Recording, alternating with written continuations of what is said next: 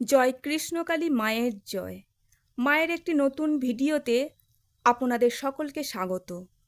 কৃষ্ণকালী মায়ের ভক্তদের মধ্যে অনেকেই 108 বার জপ করেন, আবার কেউ কেউ সবসময় মায়ের নাম জপ করেন, অথবা এমন অনেক মানুষ আছেন যারা কোনো মন্ত্র ছাড়াই এমনিই সারাদিন ভগবানের কাছে নানান প্রার্থনা করেন, তার সঙ্গে মনে মনে কথা বলেন, নিজের মনের বিভিন্ন আর্জিগুলো ভগবানকে জানান। কিন্তু আমাদের মধ্যে অনেকের মনেই প্রশ্ন জেগে ওঠে, ভগবান এই প্রার্থনায় কি আদেও সাড়া দেন? ভগবানের প্রতি আমাদের এই প্রার্থনা, নাম জপ ভগবান কি আদেও শুনতে পান? তা কি আদেও ভগবানের কাছে পৌঁছায়? ঠিক কীভাবে ডাকলে ঈশ্বর আমাদের ডাকে সাড়া দেবেন, আমাদের দর্শন দেবেন বা আমাদের ইচ্ছাগুলোকে পূরণ করবেন, তা একটি কাহিনীর মাধ্যমে আসুন আমরা জেনে নিই। কোনো এক সময় একজন সাধু মহাত্মা ছিলেন। ভগবানের প্রতি তার ছিল অগাধ ভক্তি এবং তিনি তার নিজের জীবন ভগবানের চরণেই উৎসর্গ করেছিলেন। নানান স্থানে গিয়ে তিনি ভগবদ্গীতা পাঠ করে শোনাতেন, কিন্তু তার বিনিময়ে তিনি কোনো পারিশ্রমিকই নিতেন না। এরকমই কোনো একদিন কোনো এক গ্রামে বেশ কয়েকদিন ধরেই তিনি ভগবদ্গীতা পাঠ করে শোনাচ্ছিলেন। ভগবদ্গীতা পাঠ করে শোনানোর পর আবারও অন্য গ্রামে যাওয়ার প্রস্তুতি শুরু করলেন। তখন তিনি গ্রামের সকল অধিবাসীদের সেখানে ডাকলেন এবং তাদের বললেন, আজ আমি এখান থেকে অন্যত্র চলে যাচ্ছি ভগবদ্গীতা পাঠ করে শোনানোর উদ্দেশ্যে। এই গ্রামে কয়েকদিন আমি আপনাদের ভগবদ্গীতা পাঠ করে শোনালাম, অতএব এখন আপনারা আমাকে কিছু দক্ষিণা তো দিন। উদার হৃদয় ব্যক্তির এই কথা শুনে সকলে তখন অবাক হয়ে গেলেন। তারপর তারা ভাবতে লাগলো, সত্যিই তো, এই সাধু মহাত্মাকে কিছু দক্ষিণা দেওয়া তো উচিত। তখন তারা বললেন, গুরুদেব বলুন, আপনি কি দক্ষিণা চান?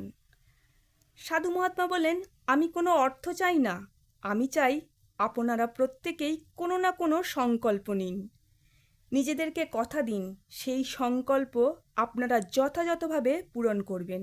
সবাই তখন বলল, কি সংকল্প করতে হবে বলুন?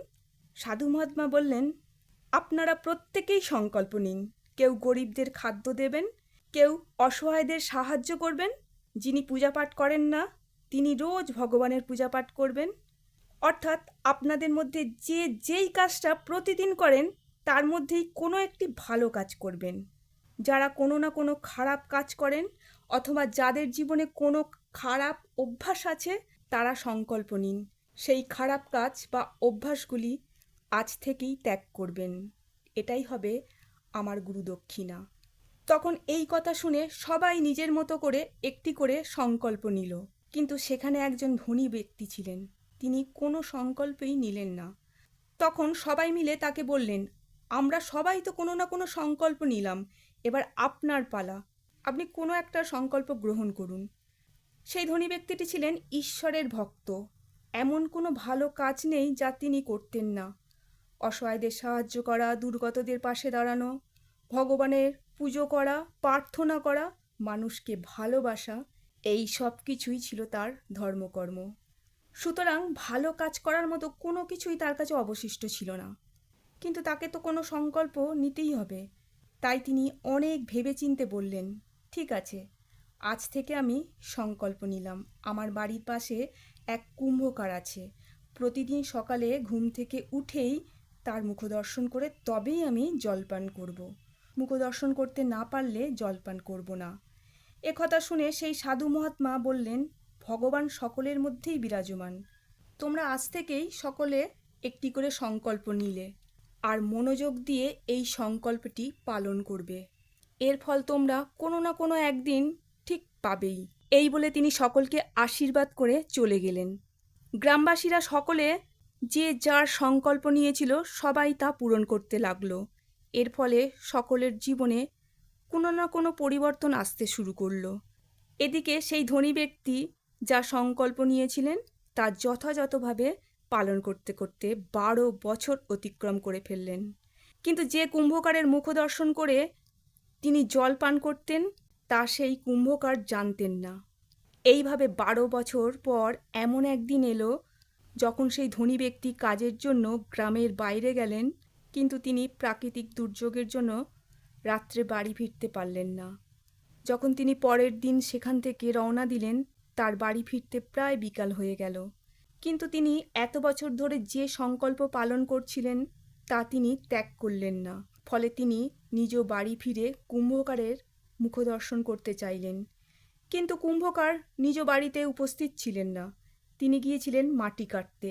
ধনী ব্যক্তিও কুম্ভকারের মুখদর্শনের উদ্দেশ্যে রওনা দিলেন। দূর থেকেই ধনী ব্যক্তি কুম্ভকারকে দেখতে পেলেন। এদিকে কুম্ভকার মাটি খনন করতে গিয়ে সেখানে একটি বড় কলসি দেখতে পেলেন। কলসিটিকে মাটির ভিতর থেকে বের করে আনার সাথে সাথেই তিনি দেখতে পেলেন তার মধ্যে মণিমুক্ত হিরে জোহরাতে ভর্তি। এই দেখে কুম্ভকারের আনন্দের সীমা রইল না। সে ভাবল এই সম্পদ দিয়ে তার বাকি জীবনের অভাব অনটন দুঃখ কষ্টের পরিসমাপ্তি ঘটবে। আর তার সাথে তিনি এটাও ভাবলেন এই কলসি পাওয়ার কথা সবার থেকে লুকিয়ে রাখবেন। ঠিক সেই মুহূর্তেই কুম্ভকার দেখতে পেলেন সেই ধনী ব্যক্তি তার সামনের দিকে এগিয়ে আসছেন। ধনী ব্যক্তি কুম্ভকারের কাছে উপস্থিত হয়ে তিনি বললেন, আমি যে জন্য এখানে এসেছিলাম সেই কাজ আমার হয়ে গেছে। আমার যা দেখার আমি দেখে নিয়েছি। এবার আমি বাড়ি যাচ্ছি। তুমি তোমার কাজ করো। ধনী ব্যক্তি এই কথা বলায় কুম্ভকার ভাবলেন তিনি হয়তো হিরে জহরতে ভর্তি এই কলসিটির কথাই বলছেন। এবার তিনি এই কথা সবাইকে জানিয়ে দেবেন। এই ভেবে কুম্ভকার তাড়াতাড়ি ধনী ব্যক্তির কাছে গিয়ে বললেন, দেখুন আমি যা কিছু পেয়েছি তা অর্ধেক অর্ধেক ভাগ করে নেব, কিন্তু দয়া করে এই কথা কাউকে বলবেন না। কিন্তু কুম্ভকারের এই কথায় ধনী ব্যক্তি কিছুই বুঝতে পারলেন না। তাই তিনি কুম্ভকারকে বললেন, তুমি কোন জিনিস অর্ধেক ভাগের কথা বলছো?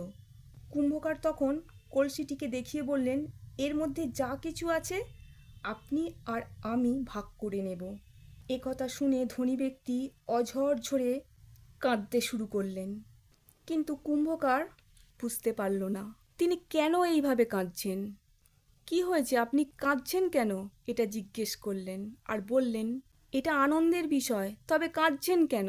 ধনী ব্যক্তি সংকল্প পালনের কথা শোনালেন এবং এর সাথে আরও বললেন, 12 বছর ধরে এক মনে এক ধ্যানে যা পালন করে এলাম তার বিনিময়ে ভগবান আমাকে আজ এত সম্পদ দিলেন। ঘুম থেকে উঠে ভগবানের মুখদর্শন করে আমি জলপান করব এই সংকল্প যদি নিতাম তাহলে হয়তো ভগবানের দর্শন অবশ্যই পেতাম। এই গল্প থেকে কি বোঝা যায় বলুন তো? যখন আমরা নিষ্ঠার সাথে ভক্তির সাথে মনোযোগ সহকারে কোনো কাজ করি তখন তার ফল আমরা অবশ্যই পাই। এটা সম্পূর্ণ নির্ভর করে আমাদের ইচ্ছার ওপর। আমরা কি অর্জন করতে চাই, আমাদের আকাঙ্ক্ষা কি তার উপর। এমন অনেক সময় হয় মানুষ নিজ স্বার্থে কোনো ভালো কাজ করে, অর্থাৎ অনেক মানুষ আছেন পুণ্য অর্জনের জন্য দান করেন, আবার অনেকে সাফল্য লাভের জন্য প্রত্যেক দিন ভগবানের নাম জপ করেন। দীর্ঘদিন ধরে একই কাজ করতে থাকলে এমন একটা সময় আসে তখন মানুষ অভ্যাসবশত নিঃস্বার্থভাবে কাজ করে ফেলেন, তখন সে তার ফল পায়।